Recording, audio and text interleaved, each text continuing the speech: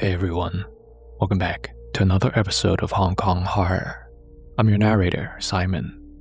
Tonight, we're heading over to Thailand for a very creepy incident that was reported by a delivery driver. This story made its waves in Southeast Asia, so there are a few different versions of this story floating around the web. So you might have heard a version of this before. As usual, at the end of the episode, let's break it down together to figure out what happened from a Chinese cultural perspective. So, let's turn on the lights, get comfy, and let's dive right into this one. Being a delivery driver in Thailand is a test of patience that few people truly understand. It isn't just about moving a box from point A to point B. It's a daily war against the suffocating humidity, the endless labyrinth of narrow roads, and the chaotic swarm of motorbikes that weave through traffic like schools of metal fish. For Arthit, this was his daily life. Every day was a blur of scanning barcodes, climbing stairs in sweat-drenched uniform, and dodging stray dogs in residential alleys. It was monotonous work. It looked dull and repetitive to anyone watching from the outside. But in the middle of that repetitive work, beneath the neon glow of the 7-Eleven signs and the heavy tropical air, every now and then, he would run into something that sends chills down his spine. On that particular Tuesday, the workload was particularly brutal. It was the height of shopping season, and the back of Arthit's truck was stacked high with cardboard boxes. He drove without break, skipping lunch, fueling himself only on sugary energy drinks and the cold air blasting from the truck's air conditioner. He was so busy all the way up until past 8 in the evening. The sky had long since turned a bruised purple, and the streetlights were buzzing overhead. Arthit handed over what he thought was the last package to a customer in a condo on the edge of the city. As the elevator descended, he rolled his shoulders, feeling the joints pop. He was exhausted. All he wanted was a bowl of boat noodles and a long, cold shower. He walked out to the truck, the humid night air instantly sticking his shirt to his back. He opened the rear cargo door to do a final sweep, ready to head back to the depot. But his heart sank. Tucked away in the dark corner, behind the wheel well, there was one small brown package left. Arthit cursed under his breath. How did I miss this? He picked it up. It felt strangely cold to the touch. He squinted at the label under the dim cargo light. The address wasn't familiar. It wasn't anywhere near his current route. It was for a district way out in the boonies, past the ring road, where the concrete jungle of Bangkok dissolved into rice paddies and forgotten canals. Did I pick up the wrong package? He muttered. He checked the time on his phone. 8:45 p.m. It was already pitch black outside now. If he drove from here to that remote address, and then all the way back to the depot to log out, and then home, he wouldn't be sleeping until well past midnight. Every fiber of his body screamed at him to just go home. He could just mark it as undeliverable or customer unavailable. He tried to convince himself with all kinds of excuses. The traffic will be bad. The customer probably isn't even awake. I can just do it first thing tomorrow morning. But then the anxiety hit. If he didn't scan it out today, his supervisor would see the timestamp. He would get docked pay, or worse, get a warning. Even if he didn't send it today, he'd have to drive all the way out there tomorrow anyway. Forget it, he thought, slamming the cargo door shut. I'll call the customer first. If they don't pick up, I have a valid excuse to go home. He climbed into the driver's seat and dialed the number printed on the label. The phone rang once, twice. Click. A woman answered. Her voice was incredibly clear. It had a flat, hollow quality to it, like she was speaking from inside an empty room. Hello? Arthit said, putting on his most polite customer service voice. I'm calling from the delivery service. Is this Khun Malai? Yes, the voice replied. Khun Malai, I have a package for you. I apologize, but I'm currently quite far from your location.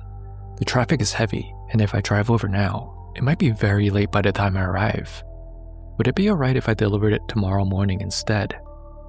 There was a silence on the other end, a long, heavy silence that made Arthit check his screen to see if the call had dropped. Then, she spoke.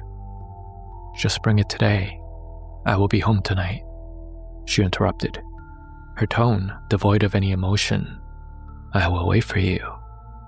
The line went dead. Arthit stared at the phone. A shiver crawled up his arms, which he blamed on the air conditioning. "Well, looks like I have no choice," he grumbled. He mounted his phone on the dashboard, punched the coordinates into the GPS, and pulled out into traffic. Since he did not know the area at all, he was entirely dependent on the navigation app. For the first 20 minutes, it was normal driving. He navigated the highway, watching the high-rise condos and shopping malls drift past. But as he took the exit ramp toward the outskirts, the scenery began to change rapidly. The city lights faded behind him. The 7-Elevens and gas stations became few and far between. Soon, he was driving on a 2-lane asphalt road flanked by tall, swaying grass and dark water canals. 30 minutes in, something felt off. In front of him, it was pitch black. There were no other cars, no motorbikes, just a solitary beam of his headlights cutting through the darkness. The road surface became rougher, pitted with potholes that made the empty delivery truck rattle violently. Arthit looked at the window. The streetlights here were different. These weren't the bright white LED lights in the city. They were old sodium lamps, casting a sickly dim reddish-orange glow that made the vegetation on the side of the road look like bruised flesh. A fear began to settle in his stomach. It was a primal feeling, the kind you get when you're being watched. He double-checked the navigation. The blue line stretched forward into nothingness. "Keep going for 2 kilometers, the robotic voice said. So, he continued. After a while, the GPS instructed him to turn left. He slowed down. There was a crossroads, marked by a very old wooden spirit house. It looked abandoned, tilted to the side with dry, dead flower garlands hanging from it. Next to it was a weathered signboard covered in vines. He couldn't read the writing as it was extremely weathered. He turned the steering wheel, guiding the truck onto a smaller road. This road was incredibly narrow, barely wide enough for his truck. Massive banyan trees lined both sides, their aerial roots hanging down like tangled hair brushing against the roof of the truck, with scratching sounds. The reddish streetlights were even dimmer here. The shadows of the tree branches cast long distorted shapes across the road surface that looked like crawling hands. After driving through this tunnel of trees for what felt like an eternity, the trees suddenly cleared. Arthit squinted. Finally, he saw what looked like a little town or village of some sorts. It was strange. It looked like an old community from 40 or 50 years ago. On both sides of the road, there were rows of traditional wooden houses raised on stilts, and a few low-rise concrete apartment blocks that looked stained with black mold and age.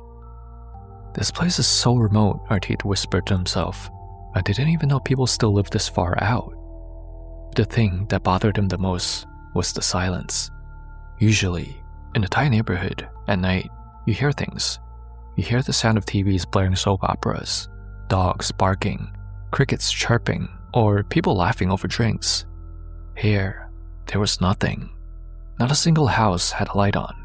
No TVs, no dogs, just dead, heavy silence. Maybe it's just late, he reasoned. Countryside people go to bed early. He drove slowly, his headlights sweeping over closed wooden shutters and overgrown yards. The GPS pinged. You have arrived. He stopped the truck in front of an old 2-story apartment building. It was gray concrete, streaked with water damage. The whole building was dark. Arthit took a deep breath, grabbed his flashlight and the package, and stepped out. The heat hit him instantly, thick and smelling of a wet earth and rotting flowers.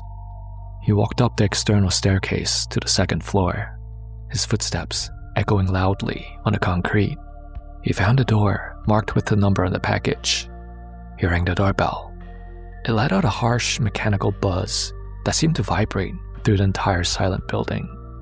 He waited. No sound from the inside. He was about to ring again when the lock clicked. The door creaked open slowly. A woman stepped out. Arthit blinked. She was stunningly beautiful. She wore a traditional sarong and a simple blouse. Her hair long and black, cascading down her back like spilled ink. Her skin was incredibly pale, almost glowing under the beam of his flashlight. "Hi, ma'am," Arthit said. "Are you Kun Malai? This is your package." She didn't speak. She just stared at him with dark, unblinking eyes. She reached out a hand to take the box. Her fingers brushed against his, and Arthit flinched. Her skin was freezing cold, like ice.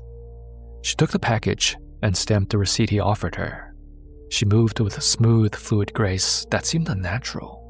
She turned around, getting ready to go back inside. Arthit let out a breath he didn't know he was holding. He turned away, ready to bolt back to the truck. "Driver," the woman said behind him. Arthit stopped. He froze. "When you drive back out," the woman said, her voice dropping an octave, low and raspy, "no matter who you meet, do not respond to them." Arthit's blood ran cold. He forced a nervous chuckle, turning back to look at her. She was standing in the doorway with her back to him.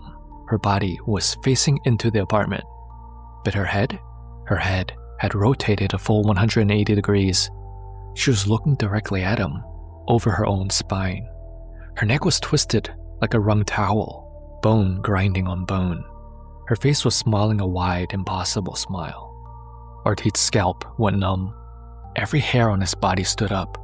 A scream trapped itself in his chest. He didn't think. He didn't breathe.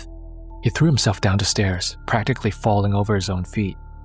When he got to his truck, he frantically dug around his pockets, looking for his keys, when a man's voice came from behind him.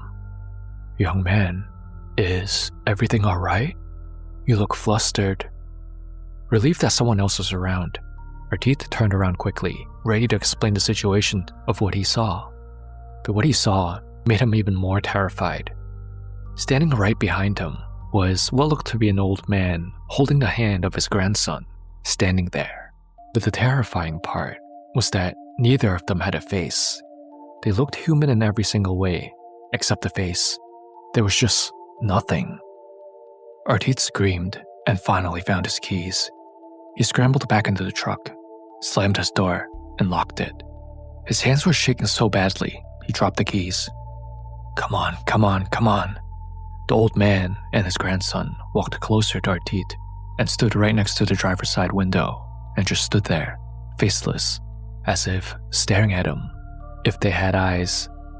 Arthit continued screaming as he finally found his keys and jammed it into the ignition. The engine roared to life. He floored the accelerator, tires screeching on the loose gravel as he spun the truck around. He sped back toward the tree-lined road. He checked the rearview mirror. The building was now gone, swallowed by the dark. But as he entered the tunnel of the banyan trees, the scene changed. The road was no longer empty. Under the dim reddish light of the sodium lamps, he saw figures, hundreds of them. They were standing on the side of the road, just at the edge of the tall grass. Elderly people in tattered clothes, young men with blood-soaked shirts, children holding hands. They were all swaying slightly, like trees in a wind. But there was no wind. Some looked human, while some, similar to the old man and his grandson, had no face. As the truck sped past, their heads snapped toward him. Snap, snap, snap. All of them watching him, staring at him, as if he didn't belong there. Arthit couldn't stop screaming as he gripped the steering wheel until his knuckles turned white. Don't look, don't respond, he chanted to himself, remembering the woman's warning. A figure lunged from the darkness, a man with half a face missing, reaching for the door handle. Arthit swerved, nearly putting his truck in a ditch. He saw the intersection ahead, the old spirit house where he first turned in. The main road was closed now. The traffic light at the crossroads was red. He didn't care, he just wanted out. He slammed the gas pedal to the floor. The truck engine screamed. He blew through the red light, turning right onto the main highway without stopping. A massive horn blasted right behind him. Bright headlights flooded his cab. A 10-wheeler truck swerved to avoid him, missing his rear bumper by inches. Arthit didn't stop. He was hyperventilating, tears streaming down his face. He kept his foot heavy on the gas. Blue and red lights flashed in his mirrors. A siren wailed. A police cruiser pulled up alongside him, the officer gesturing angrily for him to pull over. Arthit drifted to the shoulder, the adrenaline finally crashing. He put the truck in park and rested his forehead on the steering wheel, sobbing. A flashlight rapped on his window. Arthit rolled it down. 2 officers were there. Officer Nup, a young rookie with a harsh face, shouted immediately, "Are you crazy? You ran a red light and almost caused a massive accident. Why were you running? Do you have drugs in there? Get out." Arthit was shaking too hard to unbuckle his seatbelt. He couldn't speak. He just pointed back toward the dark road. The second officer, Sergeant Samchai, was older. He had a weathered face and wore several Buddhist amulets around his neck. He pushed the rookie aside and leaned in, shining a light on Arthit's face. "Hey," Samchai said softly. "Calm down. You look like you've seen a ghost. Are you alright?" I... Arthit stammered. "Let me see your license," Samchai said. Arthit handed it over with trembling fingers. Samchai looked at it, then at the delivery uniform. "You're working late. Still delivering?" "Yes," Arthit choked out. I just finished my last drop. The customer, she was..." "Where did you go?" Samchai asked, his eyes narrowing. Arthit pointed a shaky finger into the darkness behind the cruiser. "That small road back there. The one with the Banyan trees. I went there to deliver a package to a little village." The 2 officers looked at each other.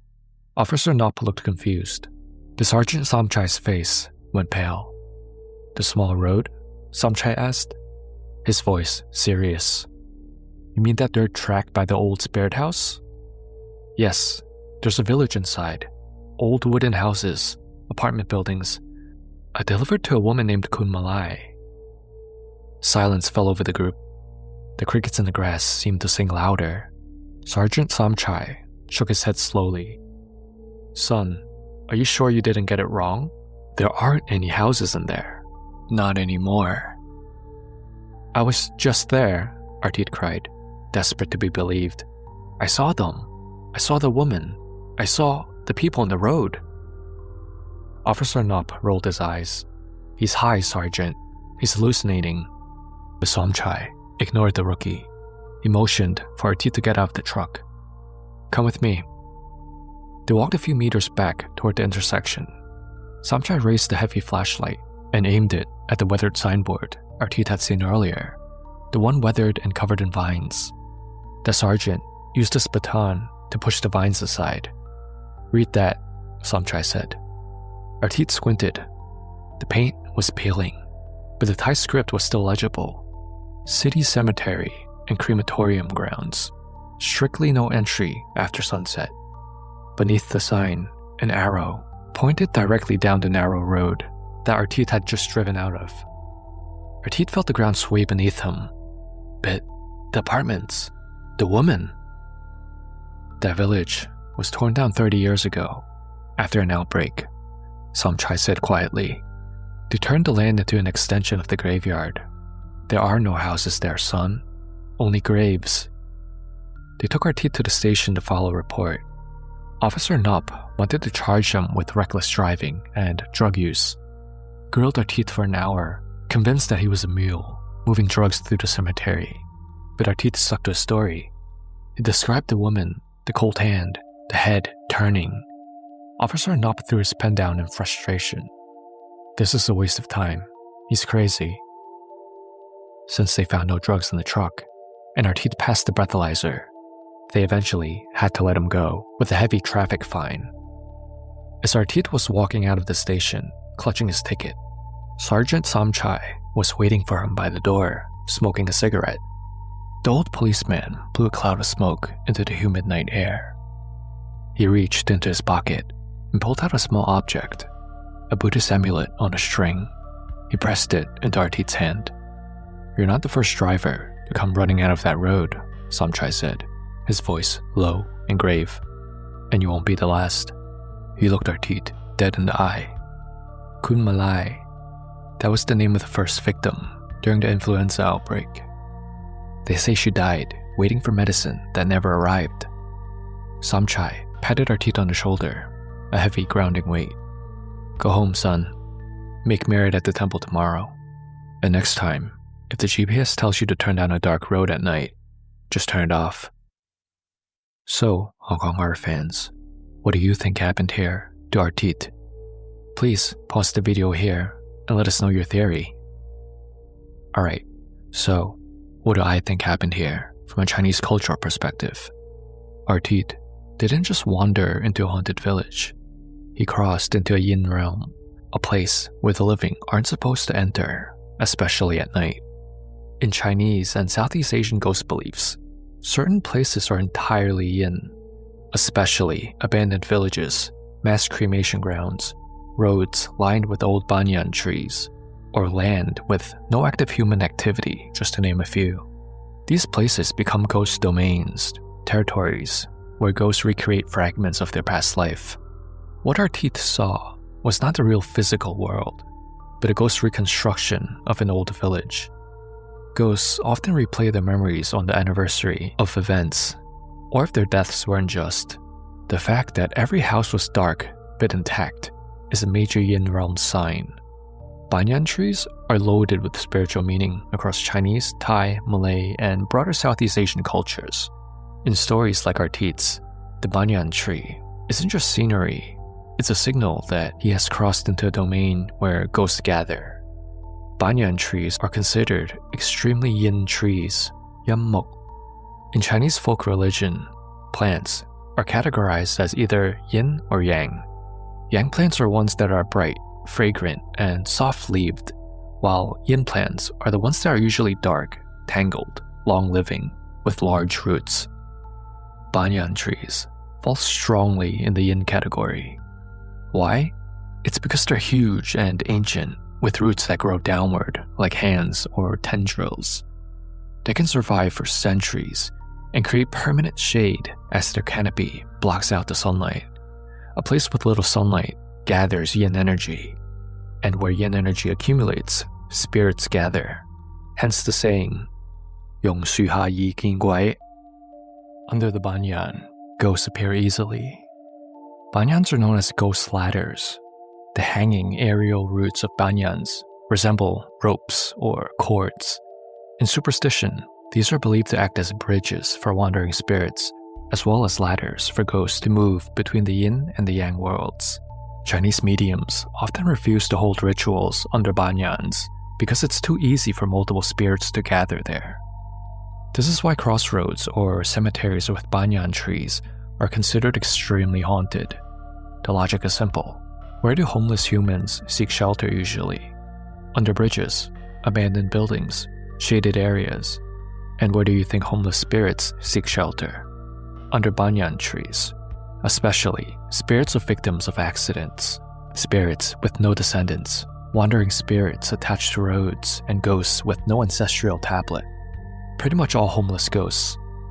If you pass under a banyan at night, you're walking through their home. Arthit basically drove through a spirit gate, which is why the village looked physically real to him. So what about the package that Arthit found in the truck that led him to Malai? In Hong Kong and Southeast Asian ghost lore, when something arrives that wasn't ordered, with no sender, addressed to someone who doesn't exist or is dead, it's often interpreted as a summoning. When you take the object, you accept the invitation. In Arthit's case, he picked up the package, carried it with him, and even called the phone number. Each action deepened the connection. Calling the number was the final trigger. This is culturally huge. In Chinese ghost stories, when you call the number of someone deceased, the one who answers is rarely human. When Arthit called the number, Malai answered immediately. It should have been a red flag that her voice was hollow. She spoke in flat, emotionless tones, and seemed so insistent that he come that night. That insistence is important. Ghosts with anchored regrets cannot wait. They relive the moment of their death repeatedly. So the call sealed the medium. The package connected him to Malai. The phone call opened the path, and his obedience let him enter the yin realm. Malai's behavior fits the classic Guaiwan phenomenon. Spirits who died tragically while waiting for something. Ghosts who died with unfinished tasks often can appear beautiful or normal initially, but they usually show no emotional warmth, speak flatly or slowly, and will avoid unnecessary movements until triggered. Her unnatural beauty is important. In Chinese and Thai folklore, beautiful ghosts can be considered more dangerous because they still cling to memories of their human identity.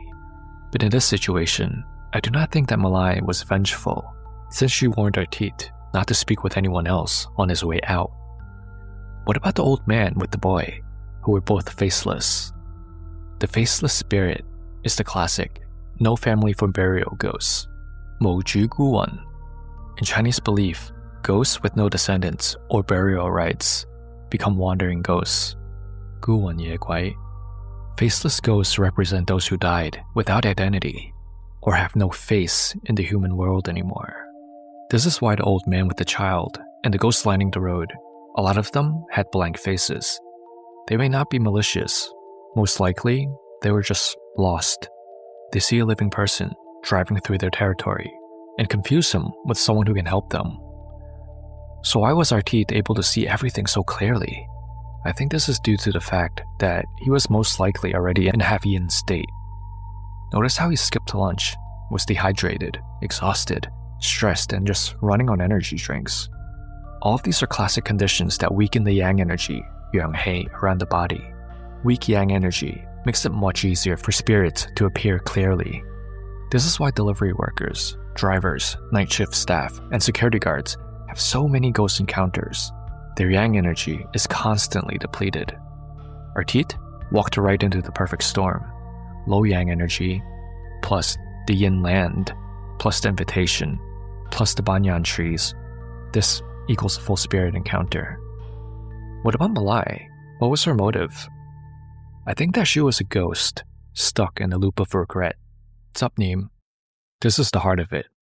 In Chinese folklore, dying with regrets creates a powerful spiritual loop. Malai died waiting for help. She died waiting for a delivery. She died waiting for someone to come. Her spirit repeats that moment over and over. When she finally received her package, her lingering regret eased, which is why she could give Arthit the warning to escape. She is most likely a tragic ghost, not a vengeful one. And what about the whole village? Why did it look so real to Arthit? This is what we call a reconstructed memory realm, Yamgan Wan King. Chinese culture teaches that ghosts can project their past environment to the living if the living person's yang energy is weak enough. Ghost villages, ghost trains, ghost hospitals. These appear when the living accidentally step into a spiritual echo. I don't think Arthit was hallucinating. He entered their world. Arthit didn't deliver a package to a real village. He delivered a package to the dead. He entered a ghost domain, guided by a spirit with unfinished regret, surrounded by faceless lonely ghosts. He wasn't attacked, he wasn't cursed, he was simply seen by those who are normally unseen. And that brings us to the end of this week's episode. Thank you all for making it all the way to the end. Until we speak again next week,